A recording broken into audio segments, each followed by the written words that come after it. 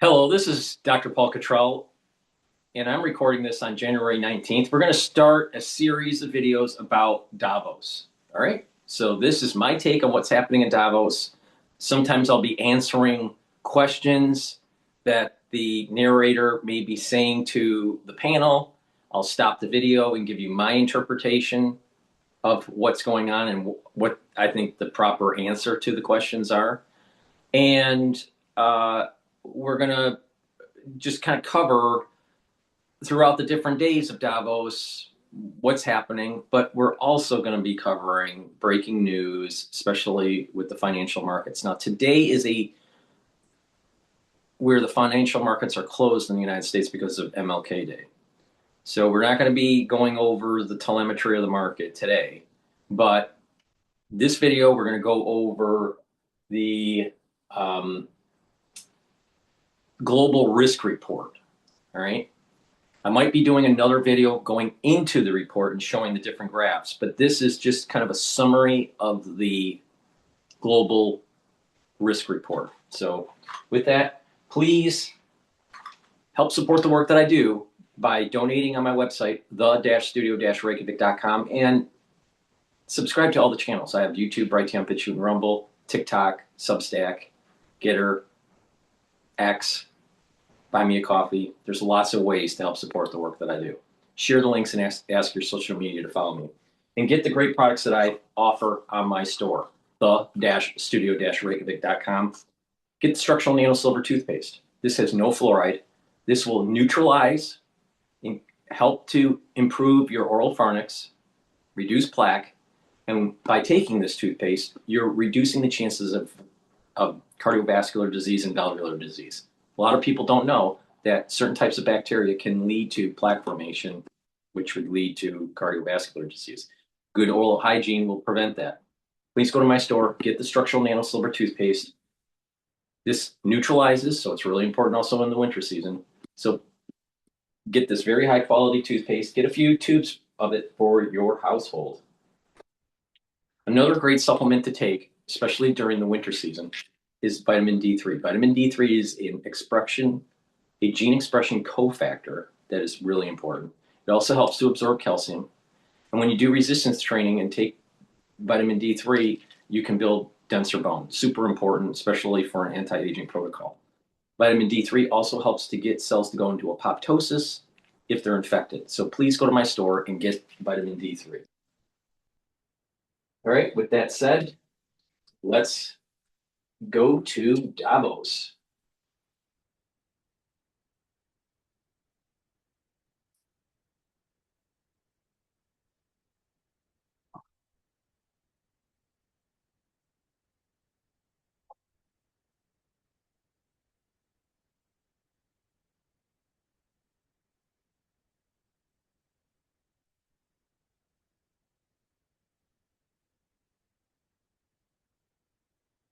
Good morning and welcome to the World Economic Forum's press conference for the launch of the Global Risk Report 2026. My name is Jan Zoff, Head of Media and Public Engagement at the World Economic Forum, and I'm pleased to welcome members of the media joining us this morning from around the world. The report explores how a changing global context shaped by strong competition, economic uncertainty, and rapid technological progress is influencing the risk landscape for the year ahead and beyond. Drawing on insights from more than 1,300 leaders and experts worldwide, it offers a forward-looking assessment of where attention is most needed, while also pointing to the importance of cooperation and resilience. This year's findings highlight the growing interconnection of risks across technology, society, and the environment, and the value of foresight and dialogue in navigating an increasingly complex global landscape. To walk us through the key insights from the Global Risk Report 2026, I'm pleased to be joined by Sadia Saidi, Managing Director at the World Economic Forum. Sadia, this is the 21st edition of the Global Risk Report. What's the headline finding this year? Very hard to summarize in one finding, Jan, but perhaps the key red thread that runs throughout the report is that we have entered a new age of competition, and that age of competition is then influencing every other global risk as it unfolds. And we are seeing multiple global risks unfolding at the same time. So at the very top of the rankings in the shorter term, geoeconomic confrontation, but that's closely followed by societal risks like societal polarization or mis and disinformation and other technology-related risks. So we're seeing a compounding of risks happening because of this new age of competition. Thank you, Salia. How have the experts you serve, risks appear to be accelerating and becoming more interconnected? What does that action mean in practice? Yeah, so what we find is that overall, when it comes to this sort of global outlook, we try to ask the 1,300 experts and leaders that we surveyed, we try to ask them their overall sense of the outlook. And I think, there's one stat that just sort of tells you where people are. Only 1% of those surveyed expect a calm outlook in the next 2 years. And again, only about 1% in the next 10 years. Roughly 10% expect things to be relatively stable, again, in the next 2 and 10 years. But a good 50% are expecting things to be very unsettled or stormy in the next 2 years. And that actually becomes a little bit lower in the 10-year outlook. And that is primarily because I think people are expecting that there's a lot of here and now risks. And over time, they do have faith in the capacity of leaders and institutions to adapt.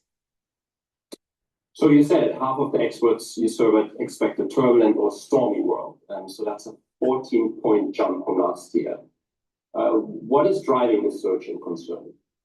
I think it's really those interconnections. So, for example, we find that inequality for the second year in a row is the most interconnected risk across all of the risks. So what that essentially means is that inequality is fed by the other global risks and in turn feeds the other global risks, creating this sort of vicious cycle. So there are interconnections. Let me take a concrete example.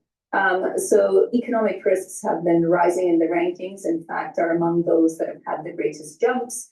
If, for example, there were to be the risk of inflation were to actually materialize, that would have an impact on households, that would have an impact on the economic outlook, that would have an impact on, again, further fueling inequality. So there's a huge amount of interconnection between these risks. Most of these risks don't stop at the edge of a community, they don't stop within one company, and they don't stop across borders. These truly are global risks with potential global impact. Geoeconomic confrontation tops the risk ranking for the first time. Why now? I think we can see the evidence of this all around us, or the beginnings of a lot of concerns about what that means overall for the global economy. Tariffs, sanctions, investment screening, competition around critical minerals and resources. We're seeing all of that play out right now. And so quite understandably, both for 2026 and 2 years out up until 2028, leaders and experts have put this as the #1 risk. Economic risks have surged more than any other category. Downturn, inflation, asset.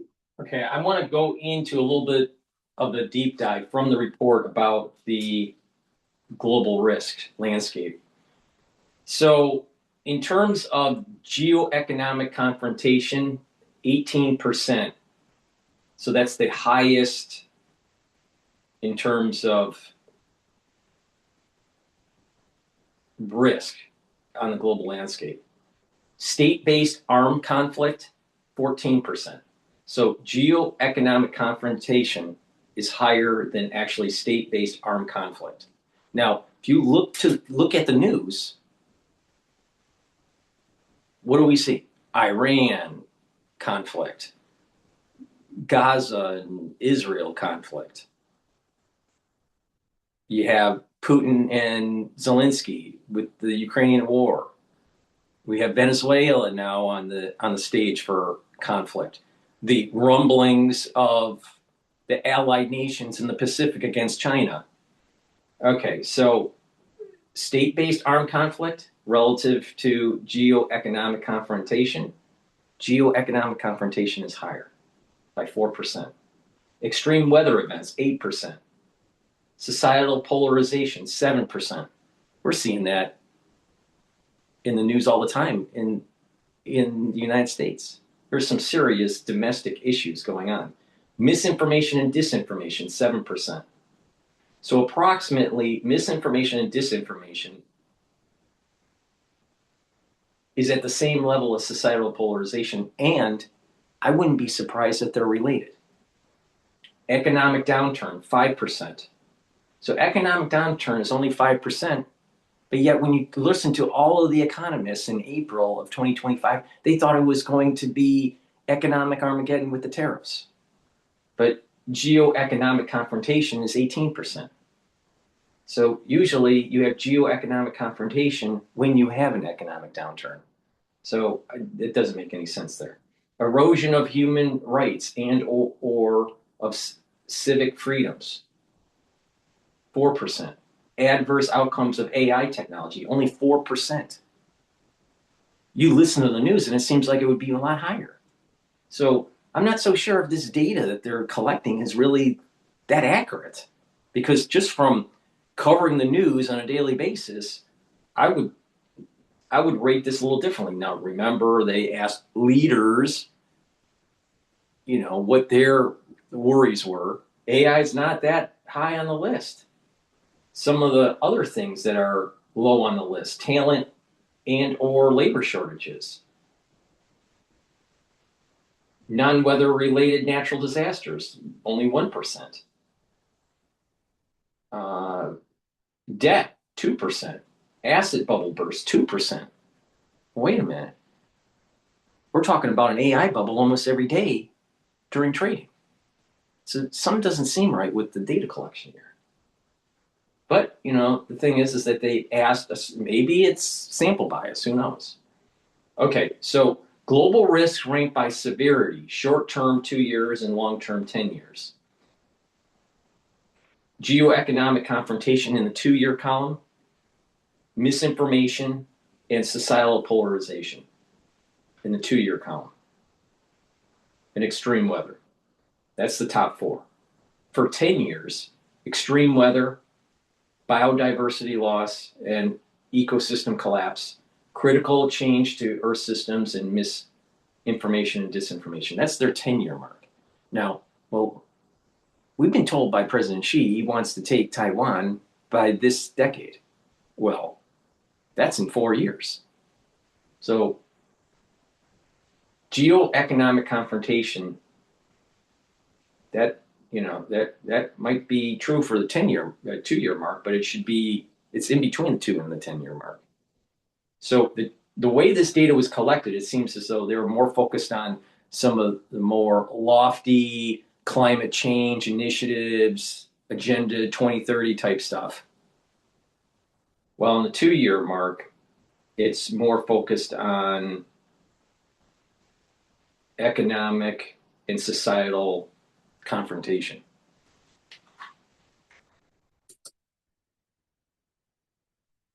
Was all spiking? Are we heading for a global recession? I think we certainly don't see any evidence pointing to a global recession, but there is rising concern about global economic risks. So I think you already mentioned some of the key ones: debt, inflation, and the potential risk of asset bubbles.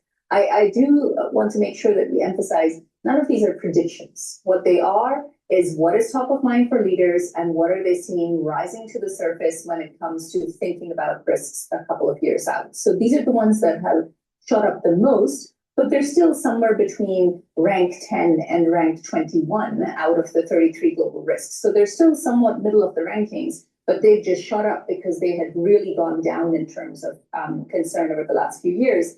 And again, it's not sort of surprising. So, for example, when it comes to inflation, over the last year, the global economy did quite well and stayed relatively resilient in the face of higher tariffs. But there is this concern that there is a lag effect, but this year we may see rising inflation and the impact of those tariffs. So that is why some of this is going up. Again, when it comes to the valuations of artificial intelligence. All of the economists said that the tariffs were terrible for the society. It was going to destroy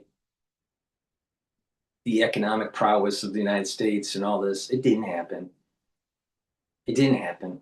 I suspect the real reason why inflation took hold was because the central bank was cutting rates. Now, my concern is that as the central bank is cutting rates and we have inflation above 2%, we're actually feeding inflation. And so it has nothing to do with the tariffs. It's actually a lot to do with the central bank.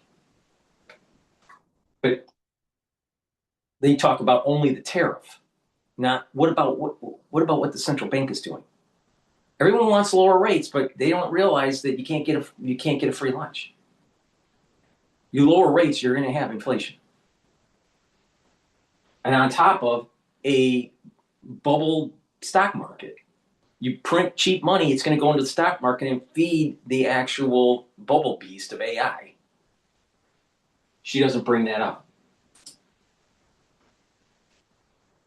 Related companies, we're seeing some of those valuations be very high and stay high, and that is all dependent on the one hand, the potential huge opportunities of artificial intelligence, but there is also a fairly well predicted concern around could this also lead to a bubble. So those are the kinds of things that we're seeing. And of course, when it comes to debt, we're in some of the most indebted situations for advanced economies, in addition to some developing economies that have been facing debt and currency related risks for some time.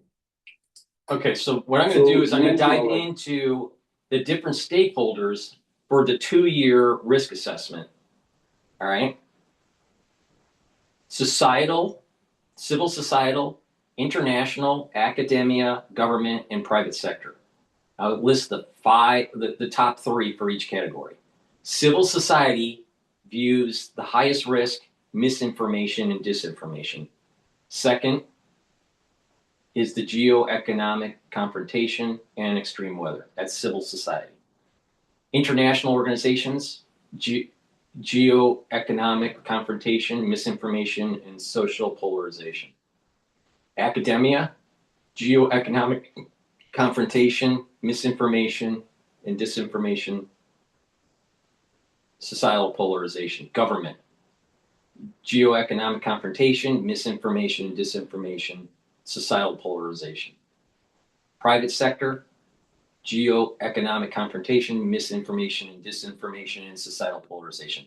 So because the economic confrontation and misinformation and disinformation with societal polarization is a very common theme across most categories of risk holders, this Davos group most likely will be focusing on curtailing free speech in the hopes to reduce societal polarization. Watch, it's going to be a uber government proposal of clamping down on freedom of speech.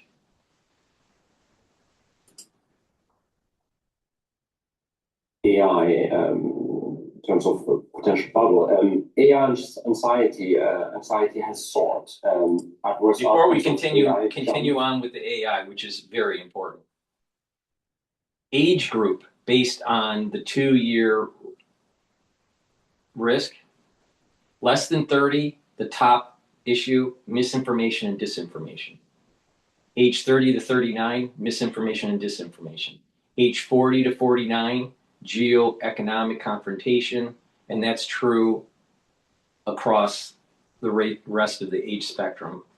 Age 50 to 59, age 60 to 69, and 70 plus.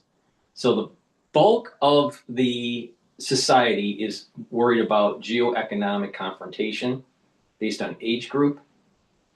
It's the youth and the 30s and the ones that are in their 30s that are more concerned about the misinformation and disinformation.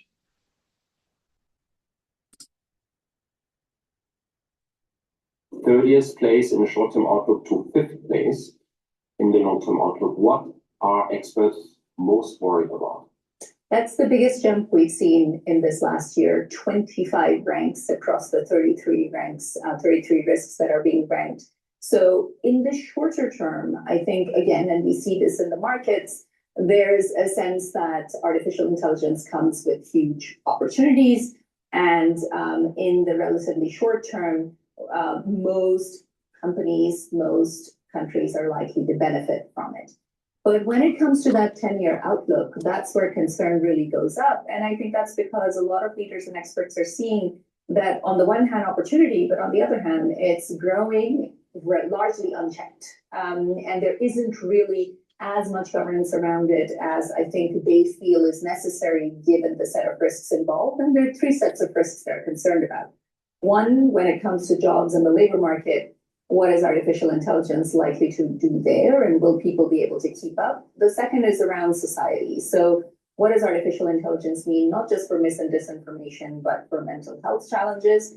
And then the third element is the use of artificial intelligence in warfare, especially in a world where, as we said, competition has really grown. All right. If I take the question, what societal worries are there about artificial intelligence? I would state it in this way. Artificial intelligence, to build the infrastructure, is going to use a massive amount of energy. So energy costs are going to go up. People's electricity is going to go up.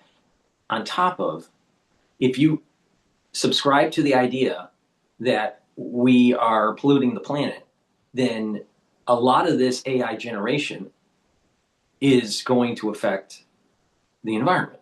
Now, there are some people that say that it's not affecting it, all right? But there is something about climate change that is happening. Now, is most of it man-made or not? We don't know. We don't know for sure.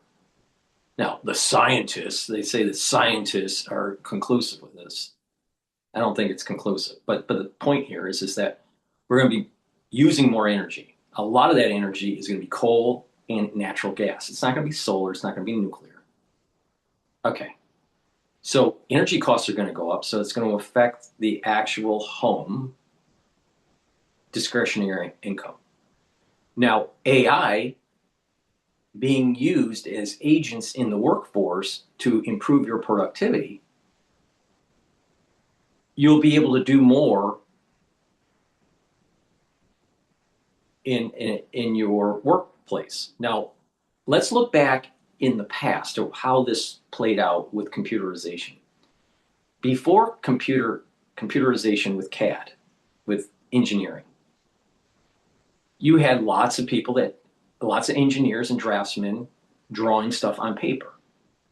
And it took thousands of people to design a car, all right? And changes were harder to make. And options were having optionality. This type of vehicle with these types of options, or shared platforms. That was harder during that age of just drawing it out. When computerization came on board, less draftsmen were needed, less engineers were needed for any particular vehicle, but more vehicles were designed. So instead of 2,000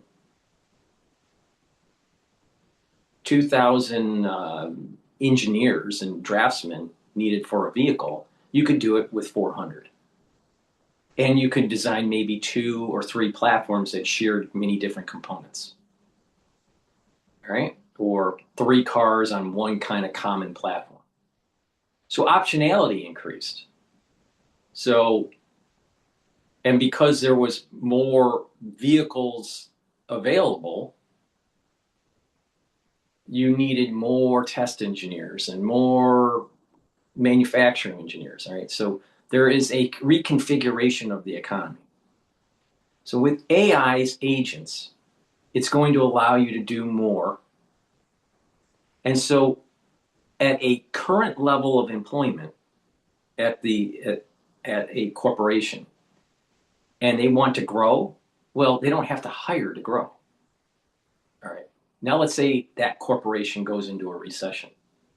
Well, we can cut staff and still have a decent level of productivity because of AI. So there is at the very beginning, for the ones that are already employed, it means that you're going to be more efficient and most likely be doing more because the company will want to grow and leverage this efficiency. This means back office, front office, mid office, right? But once the recession happens, which it will happen eventually, it will be structural, not cyclical. And that's where the worry is that companies won't have to rehire. So there's not going to be a massive unemployment right now. Now you are seeing that younger cohort group isn't coming into the workforce because you don't need them. AI can do their job. Or the individuals that are leveraging AI don't need lower staff underlings, lower experienced underlings to work in their department. So there's going to be an awful lot of managers that are going to want to make sure that before they hire that they can't do it with AI. So ones that are coming into the job market that are young, it's going to be hard. And ones that are transitioning from one career to a different career, even though you're experienced, may be more difficult. Now, in terms of artificial intelligence and a surveillance state, that's getting scary because that's 1984. With video and with global surveillance and Palantir being able to track certain nodes in direct, secondary, tertiary levels of conductivity between the nodes. That's a surveillance state. That's not freedom. So that's worrisome. So you have the energy consumption. You have instability in the job market eventually, especially during a recession, but it's happening right now with the youth. And you have huge amounts of investment in artificial intelligence through the hyperscalers that a lot of experts are saying this is starting to look like a bubble. Now, the optimistic side is to take a look at the transition with Japan when oil was starting to become a concern in terms of quantity available and the price. When prices were starting to go up and the worry of availability because of the conflicts that were happening in the Middle East in the 70s, Japan decided to revamp their economy. Instead of it being a fossil fuel type of economy like the United States, because during the Reconstruction right after World War II, Japan was basically modeling their economy like the United States.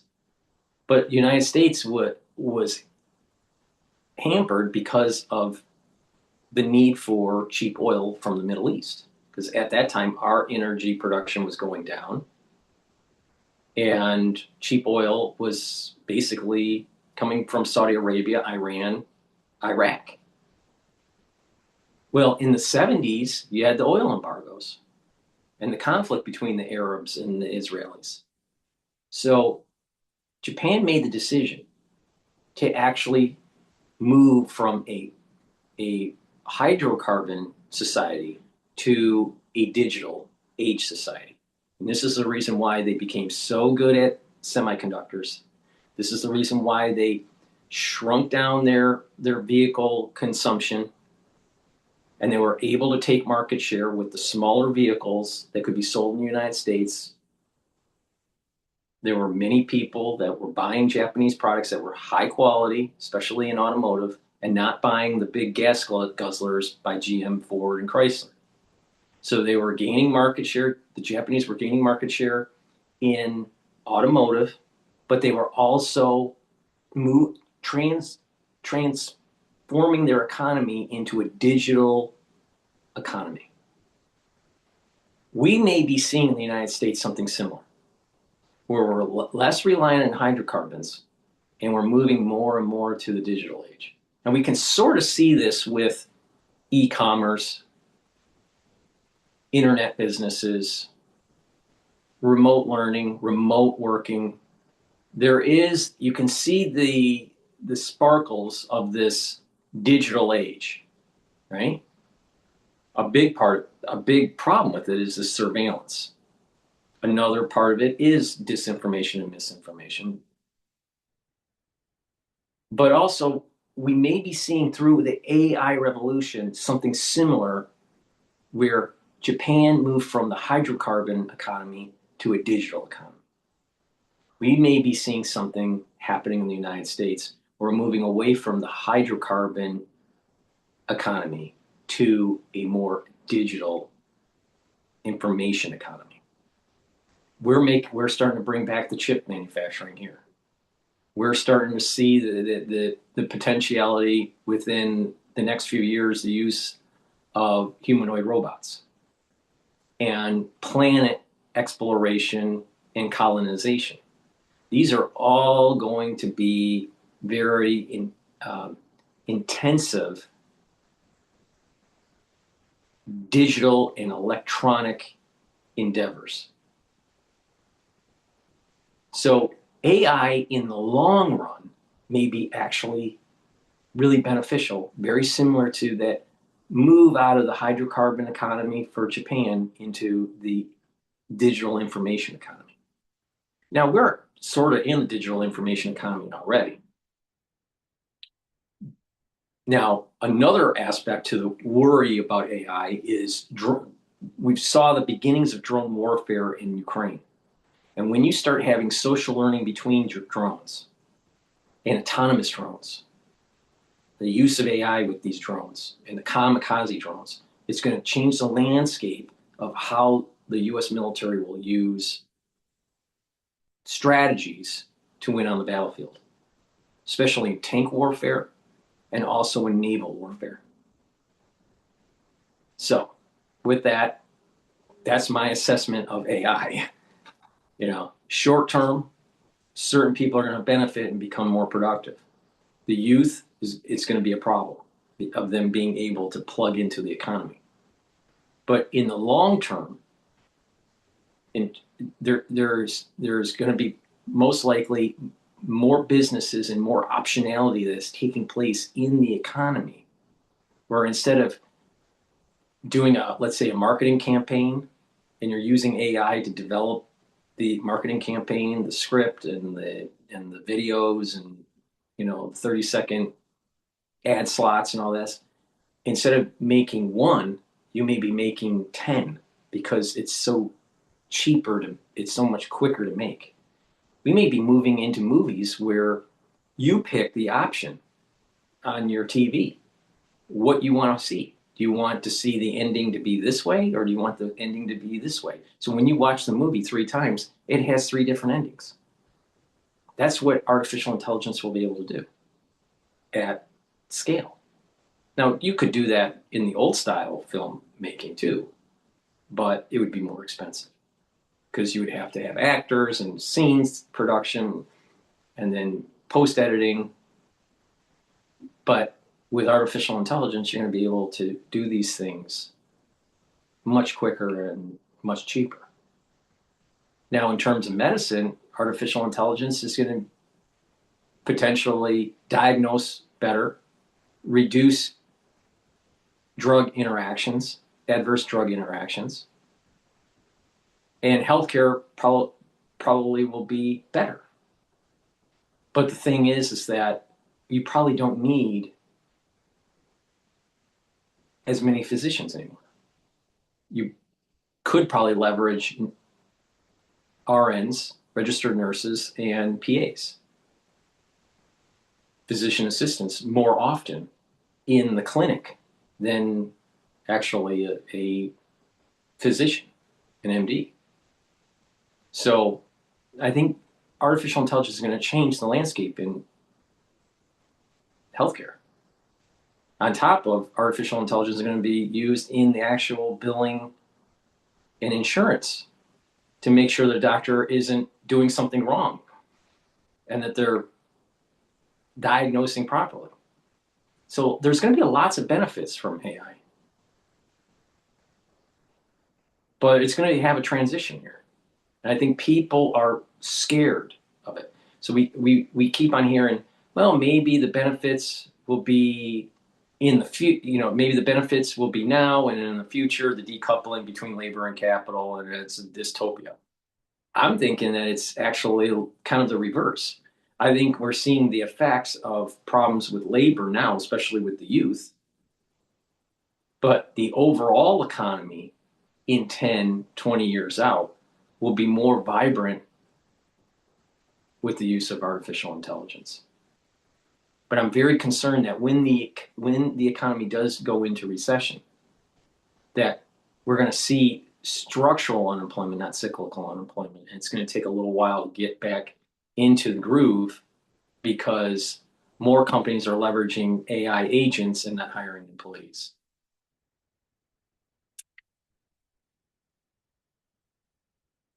Environmental risks have dropped in the short-term rankings, yet dominate the long-term. Why is that? I think it's really isn't it you got to remember the World Economic Forum is one world order. All right, so let's not be confused with that. Secondly, we've been told for 10 years, if we don't stop our hydrocarbon usage, the world's going to end. All the polar bears are going to die. All the fish in the sea is going to boil up, and you're going to have fish soup. All of the trees are going to burn down. Everyone is going to be thirsty because all the water has been evaporated. None of that happened. The sea levels haven't changed much in the last 100 years. Now, all of a sudden, we need to burn a lot of fossil fuels to be able to fuel the AI. Isn't that interesting? You don't hear too much about how bad the environment is now with human intervention. But we need that fossil fuels for those AI servers. We need them to, and we need those LLMs, the large language models, for military use and for civilian use. This geo-economic confrontation, this is AI related. This is AI. You need certain materials. You need certain energy sources.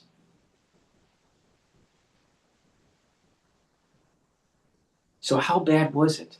How bad was the human cause of climate change? Was it really that bad? Didn't seem so, because guess what?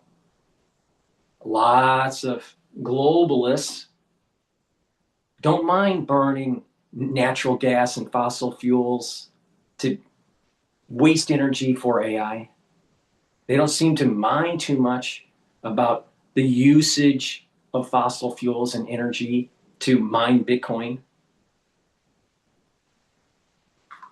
What it seems to me is that they wanted to reserve some energy so they can do these endeavors with less effect on higher home cost, utility costs. All right.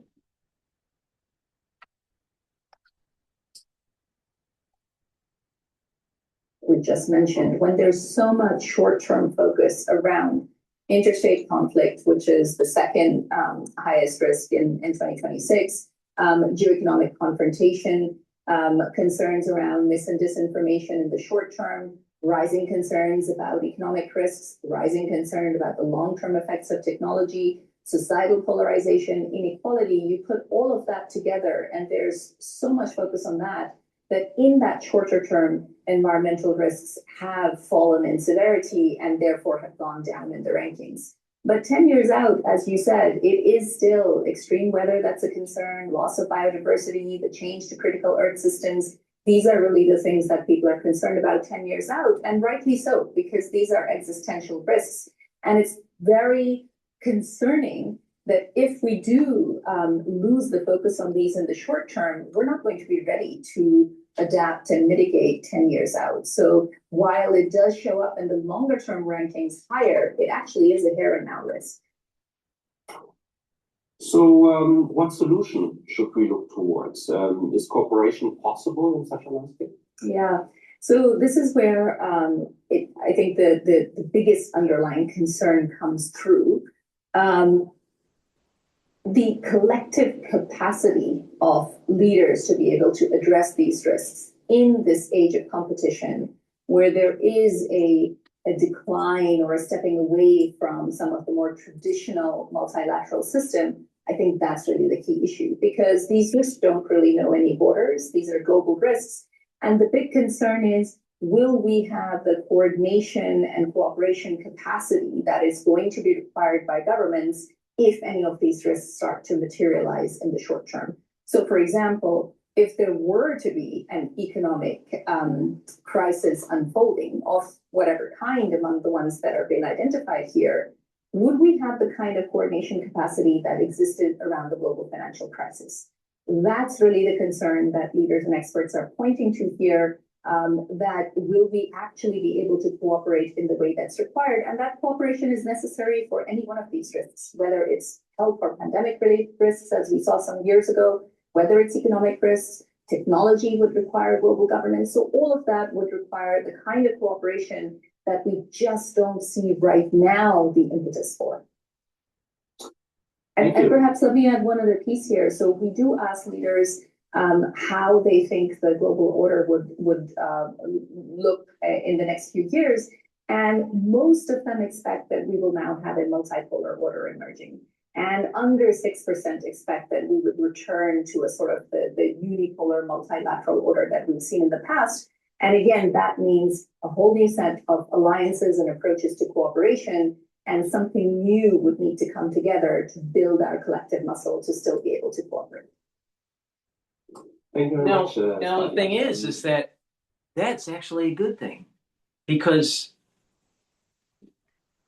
from a United States point of view, it has seemed as though a world order was antithetical to American ideals. Now, the United States did benefit somewhat to a unipolar world. All right, so it's a unipolar multilateral, is how she phrased it. Unipolar multilateral. All right. But now it's going to be multipolar. But by having it multipolar, one, it kind of fractures up that the strength of the UN and some of these uber government agencies, all right, which I personally think are too powerful and they need to be broken up. But on the negative side of this, you can see that this is starting to move towards some sort of major conflict between the two big hegemonic powers, the United States and China. And this is what I've been saying since 2020. The war, the big enchilada, the big event is in the Pacific between the United States and China on Taiwan and the first island chains. Now, will the United States win or lose? I don't know. We may win, and it's going to be so economically destructive for us that it's the actual inflection point of our declining empire, just like what happened with England. I personally think that England's inflection point was World War I. So, let's continue. We will now have some time for questions from the media. So I would ask the media to relate the questions to the global risk report and keep them concise so we can take as many as possible. So if I'm not mistaken, we have a live question from the German TV ZDF, from Florian Neuhan. Is Florian with us?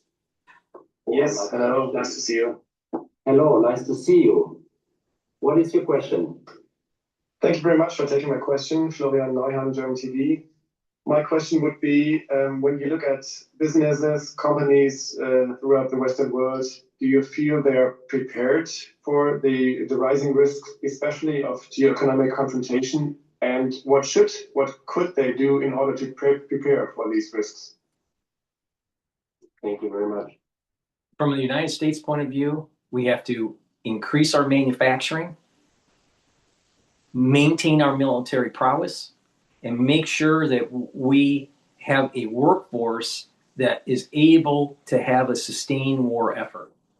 The problem that we had for the last 35 years, because of globalization, especially during NAFTA, was a hemorrhaging of our manufacturing, especially in tool and die.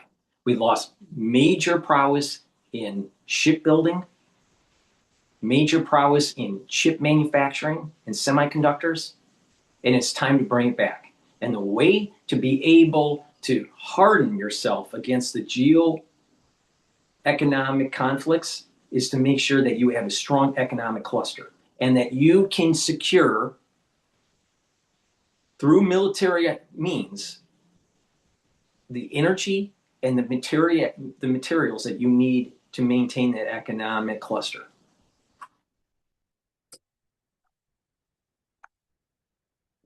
Fabian. I think the biggest concern that we see from businesses is previously supply chains had been geared towards efficiency and they've been operating in a world of cooperation. Here's the problem with just-in-time delivery. On the balance sheet, it looks great because you have less inventory costs. You have less inventory, and so you're doing better. You're more efficient. The problem is that you don't have redundancy. The human body has redundancy. The human body has redundancy even in perfusion of blood. See, if you have a slight blockage, some of the surrounding blood vessels will start to dilate and move blood flow. There's a redundancy there, just in case there's some sort of clot that happens. Now, I wouldn't count on it, because if you have a clot, it can end up being catastrophic for your body. But the point here is that if certain blood flow is stopped, other blood flow can dilate and help perfuse the tissue. And hopefully that clot will be dissolved and normal perfusion happens. Redundancy. Now look at energy storage. We have redundancy in adipose tissue. You're consuming food, and that's being broken down and you use it. All right? But at times your food source may deplete and you may need to use the triglycerides that are in your adipose tissue and the free fatty acids. So it can be broken down and you have fuel. There's a redundancy with adipose tissue. So if you have an economy that doesn't have redundancy, when there are disruptions, pandemics, natural disasters, war, don't be surprised that your economic cluster starts to atrophy or starts to die because there's not redundancy. See, this is where the business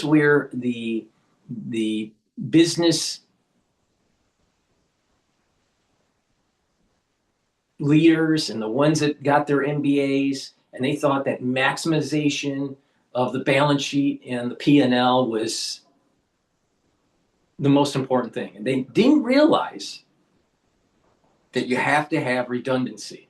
You even have to have redundancy with your supply chain.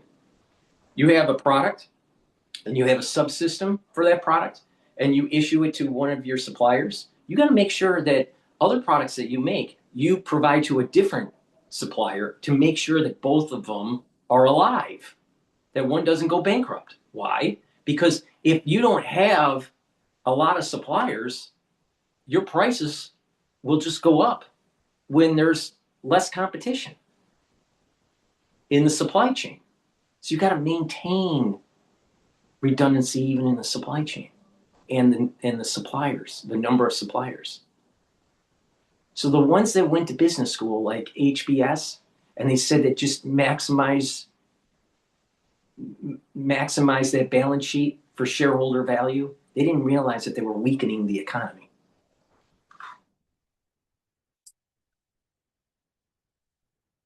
Disruptions to those supply chains in the last few years during the pandemic.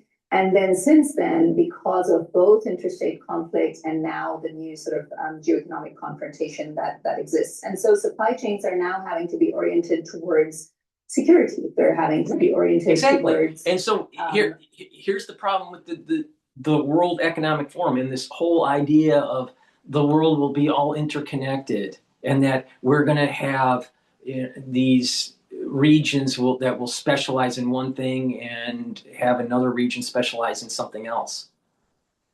The reality of the situation is they were dealing with human beings, and human beings get fearful. Human beings have security issues. Human beings start to worry about their economic well-being. And so when you create these large supply networks across the world, they didn't realize that it may actually harm the security viability of a certain country. The United States shipping out our tool and die, shipping out our manufacturing of high-tech semiconductors wasn't really a good idea from a security standpoint. It was a great idea for shareholder value.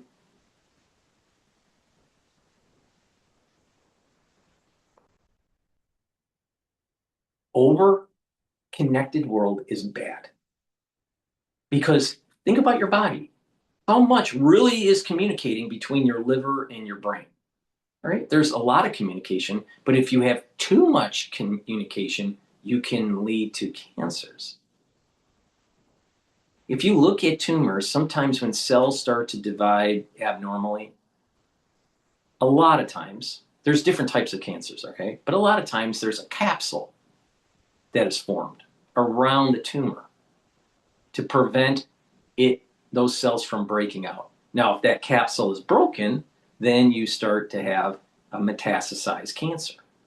Now, that's not true for all cancers, but many cancers have a capsule or a very thin tissue that is surrounding the tumor.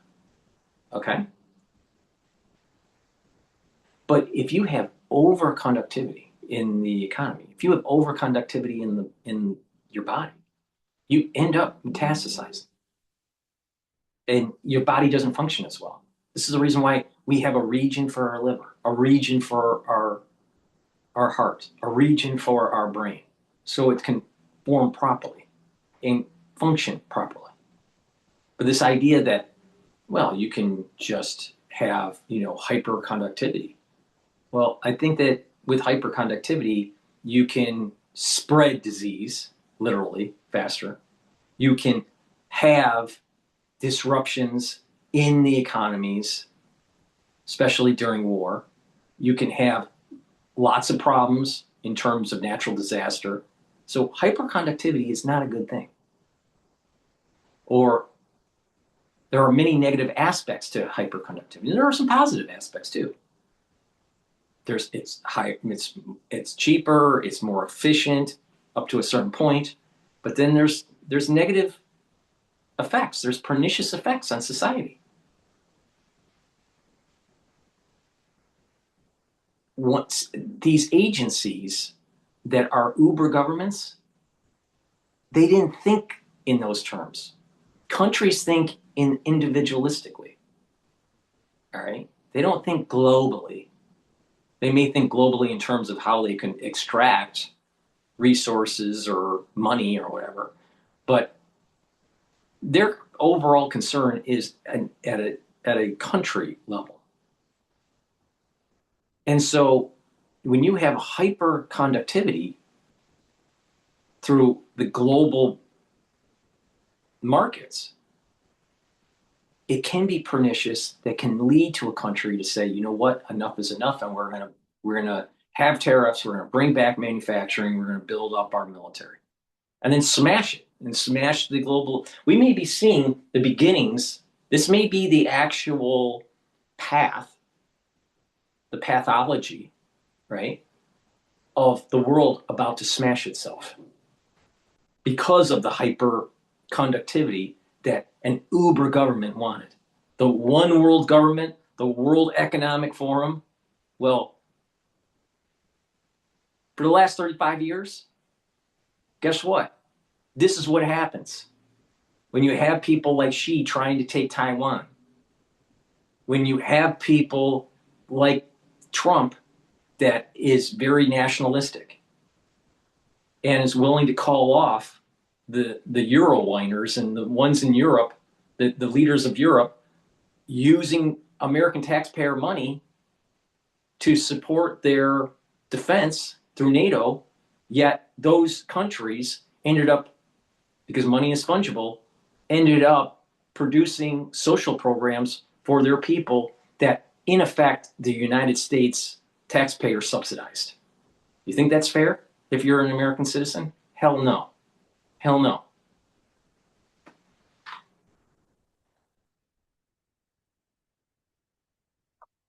On who can you trust and who can you not trust? Where do you actually put in place investments in a world in which it's very unclear where alliances will go? So I think in a nutshell, companies are having to adapt. Are they prepared today? I think they're on the way towards preparation and are trying to learn also from each other. And this is one of the types of conversations that will take place next week at our annual meeting.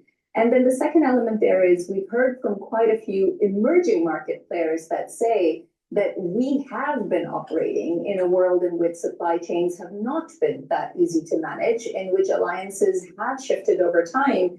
And actually, we might be better prepared than many of the businesses that emerge from advanced economies. I think that's a viewpoint, but that's some of what we're picking up.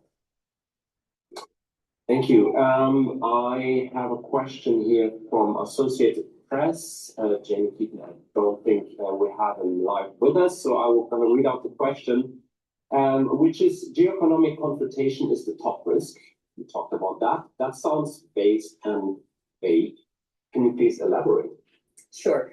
I think this really relates to certainly tariffs, and we've seen an increase on tariffs over the last year, although still lower than what was originally being envisaged. And as I mentioned earlier, we've seen the global economy remain relatively resilient, but the risk that's being pointed out here is, will that resilience continue? In addition to that, you're seeing different kinds of measures when it comes to investment screening, and that is changing the outlook for foreign direct investment as well. We're also seeing a lot more control of critical minerals and critical resources. And of course, this is not just about one actor or two actors. This is about the overall shift that leads to in the global economy. And if everybody starts doing the same thing, then we really start moving into a very economically difficult situation, because I think, as we all know, it is really not possible for each country to be able to be fully economically nationalistic, to rely only on itself. So that overall is what we mean by geoeconomic confrontation. And when economic policy tools start becoming essentially weaponry instead of a basis for cooperation, that's where the overall risk becomes much higher for crises to unfold and for the lack of capacity to be able to deal with them. And of course, all of this impacts people day to day, right? So if the price of very basic goods start changing for people, prices are going up, they're having to deal with a much higher cost of living, and at the same time, wages are not necessarily increasing to the same amount. So that's where we really see that this is triggering then greater concerns about societal polarization, about inequality. So yes, it's geoeconomic confrontation, but it has huge repercussions for day to day. Thank you, Sadia. We have also a question from Luton that I'm going to read out also. What are the main differences and surprises in this year's report? So I think one is the question that we just responded to, geoeconomic confrontation jumping up to the very top, more so than a lot of other concerns. So that's certainly one, and it jumped up 8 positions. I think a second element is the unfortunate deprioritization of environmental risks. And this is keep this in the context. We're talking about 2 years out. All right. Keep it in the context of what I was saying. September 11th. If you haven't been paying attention, you need to write this down. September 11th of 2026 of this year, the gate of hell will open up. Now you're going to say, Dr. Paul Cottrell, this sounds so strange. That is when Rosh Hashanah is, and it coincides with the Shabbos. The shofar cannot be blown. When the shofar is not blown on Rosh Hashanah, there's a curse that comes. Sometimes it's a curse on a community. Sometimes it's a curse on a country. Sometimes it's a curse on a religious group. Sometimes it's a curse on the whole world. I suspect that what is going to happen on September 11th of 2026, all the way to the first or second week of October of 2027, the world will be cursed. Now that means that there's probably going to be a major war and or major economic hardship. Now, we're already talking about a bubble maybe bursting, but a lot of times these bubbles can ride another 2 years. Now you ride that out. So right now, we may be okay economically in 2026. And then all of a sudden, we get into 2027 and the bubble bursts. Or there's a flare-up with Taiwan. And when the flare-up in Taiwan happens, there's a high probability of tactical nukes between the United States and China. So something bad is coming. Something bad is coming. And it's being seen tangentially through the sampling of leaders around the world about this geoeconomic conflict.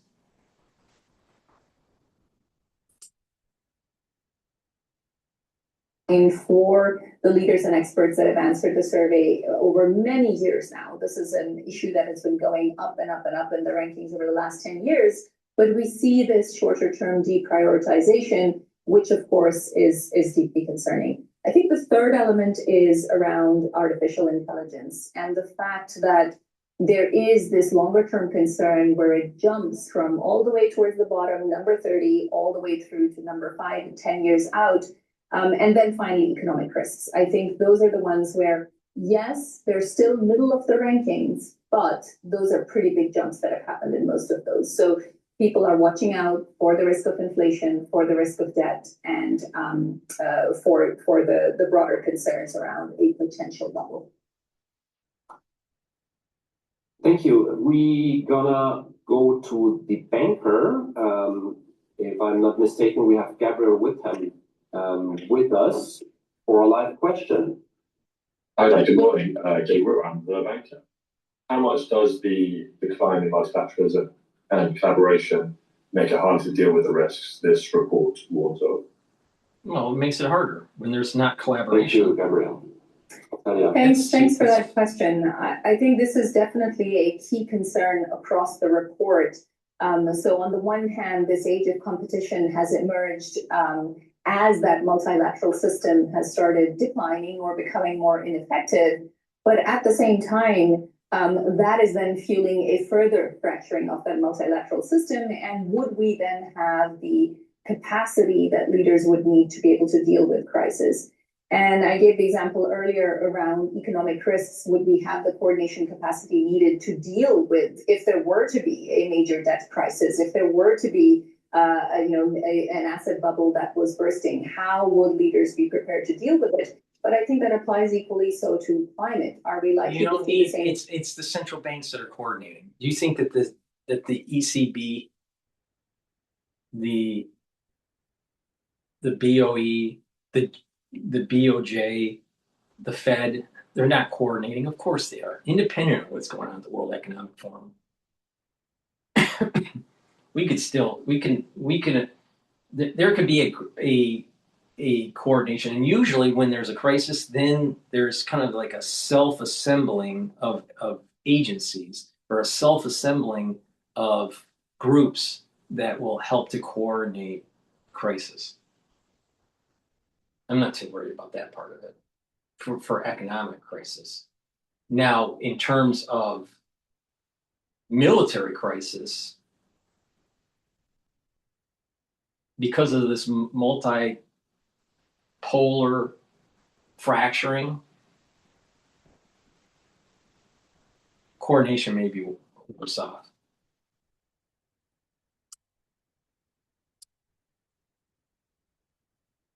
Of cooperation, and there are definitely some very clear signals that we're not. And that kind of cooperation would be needed on the mitigation front, but it would also be needed when it comes to adaptation. There's perhaps one more piece around this, which is developing economies in this new age of competition are facing a much more uncertain outlook than they have before.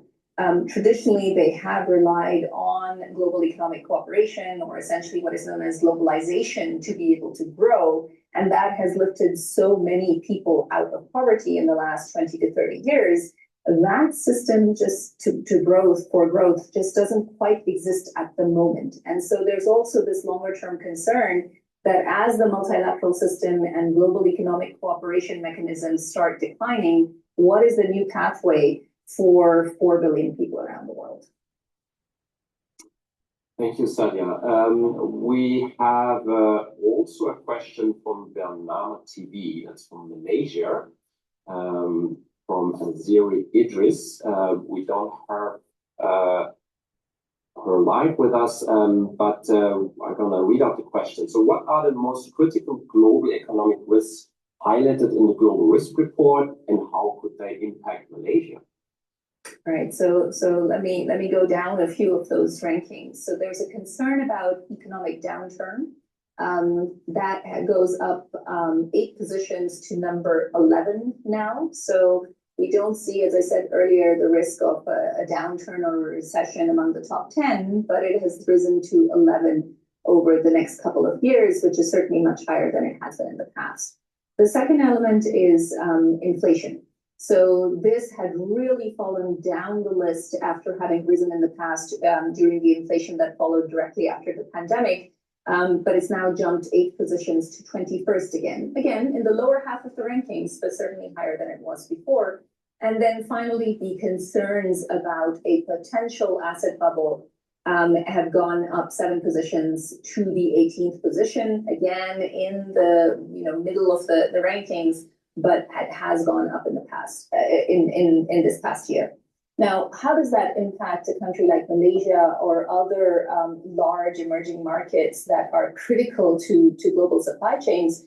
Any economies that is dependent on trade for even a part of its growth is going to be affected by tariffs and by the concerns around geoeconomic confrontation. And then in addition to that, I think if any of these concerns about inflation or asset bubbles or an economic downturn were to start materializing, that will have a huge impact on demand, both locally and on demand for goods and services that come from large emerging markets like Malaysia. So I think as a key and significant player in East Asia and in much of the world, I think that's where the issue really lies.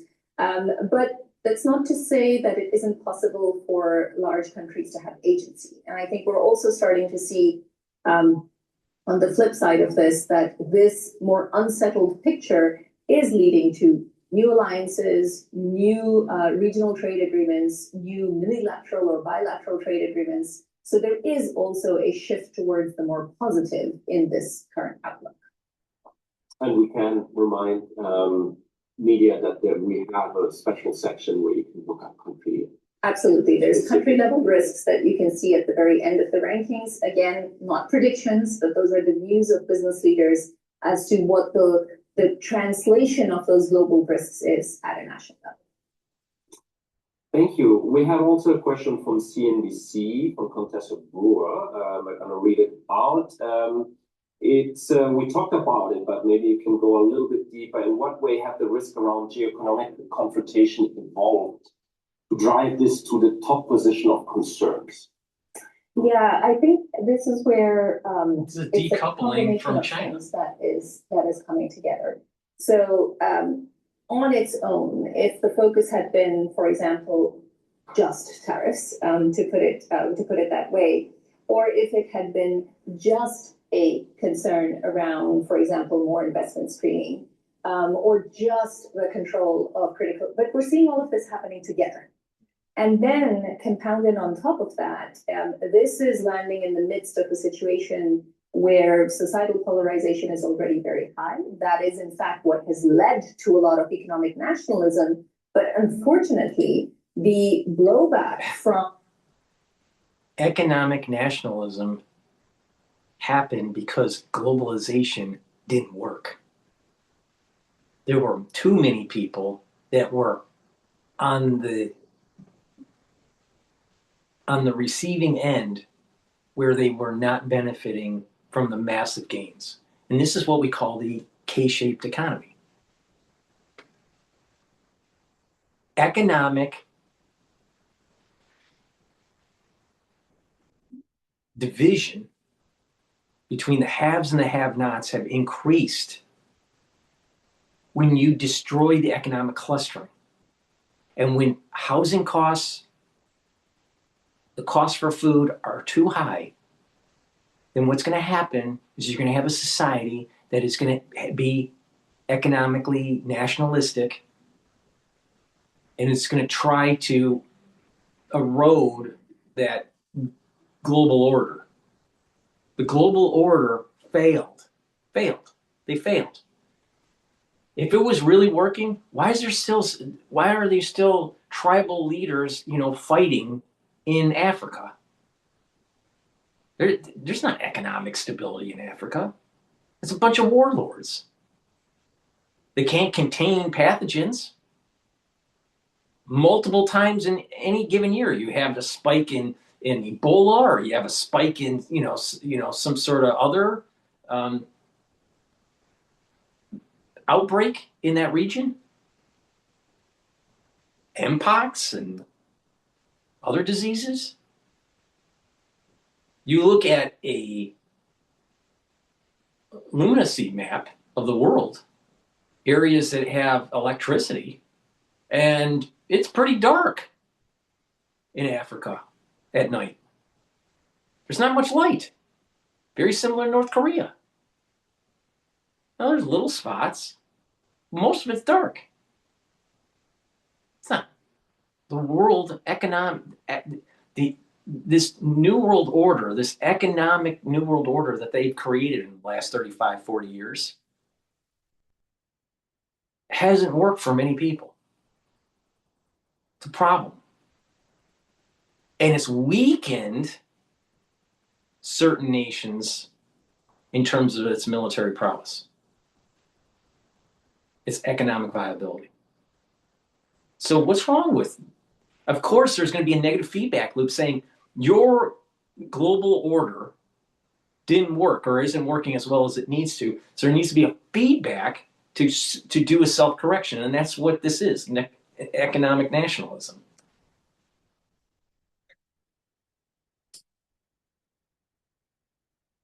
Of these types of policies is likely to be higher prices, higher affordability issues, higher cost of living, and that is likely to, again, fuel further that societal polarization and the concerns around inequality. So I think that is why we're seeing it rising to the top. It's not just because the immediate short-term material impact to businesses, but also what that means for societies more broadly. Thank you, Sadia, and thank you for all the questions from the media. We're going to be next week in Davos, a meeting that will have a very strong participation. So it will be really interesting to follow that. Sadia, if you could get one message across to the leaders gathering in Davos next week, what would it be? I think the key one is really that these are really not predictions. The future is not fixed. This is all fully within the control and choices that leaders make. Yes, the climate change is a key underlying structural factor, but there is certainly still time to act. When it comes to some of these economic risks, yes, they're rising up in the rankings, but none of them have They're so worried about global warming. They're so worried about climate change, but there's such a desire by these nations to spend so much energy on LLMs and servers, cloud computing, in AI development and Bitcoin mining, is it really a big deal? Last I looked, the water, it's not rising around the coastlines. It's not. Look at the data for the last 100, 150 years. It's not rising. What's going on here?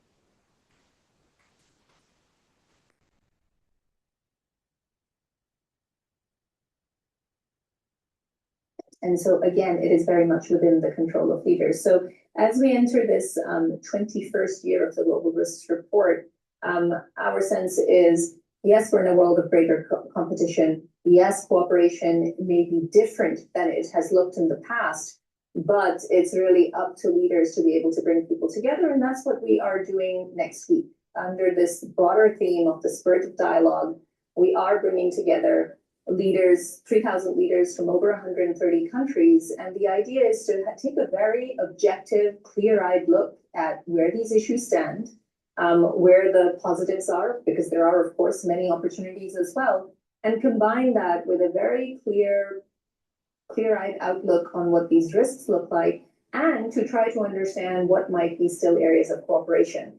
And some of that cooperation will not only be between states, it will also be between the private sector working together, or the public sector and the private sector coming together. And the forum has always tried to be a platform for coalitions of the willing to come together. And I think that's what we'll see next week. Thank you, Sadia. And you will be able to follow us in Davos next week live on our website and the different All right, channels. so this was a few days ago of a recording about the global risks. I'm going to do another video. This is probably going to be multiple videos throughout the day, because I'm going to try to cover as much as I can of Davos without passing out, because there's going to be a lot of information that has happened. But okay, with that, please go to my store, the-studio-reykjavik.com. Help support the work that I do by getting the great products that I offer. I'm giving you a unique perspective, I think.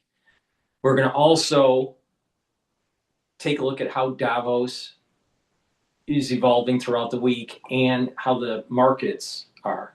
Now, energy markets are going to probably be moving. Equity markets are probably going to be moving because of the Greenland issue, Taiwan issue, Iran issue. Oil is going to be moving. Natural gas is going to be moving. The tariff issue, equities and bonds will be moving. So I'm going to try to be covering that in conjunction with what's going on in Davos. It's not going to be easy, but I'm going to try my best. So please go to my store, help support the work that I do, and get the great products that I offer, such as the probiotics. You can get it in veggie cap form and in powdered form. Probiotics are really important to improve your gut biome, improve your mucosal layer, allow for you to absorb your nutrients, your metabolism will improve, your organ systems will improve, like your liver and your brain. You'll be able to sleep better. You'll get rid of that brain fog. You'll be able to consolidate memory, detoxify your central nervous system. Because if you're into 3 to 5 cycles of REM sleep, you're detoxifying your central nervous system and consolidating memory. In addition, taking a probiotic is going to improve your immune system at the gut level and bring down inflammation. So taking a good probiotic is really important for overall health, and it'll help with your skin. So please go to my store and get the very high quality probiotics. Make sure you use discount 5 and you get $5 off. Thank you for listening. I'm going to start the broadcast for the next video on Davos. Thank you for listening and have a nice day.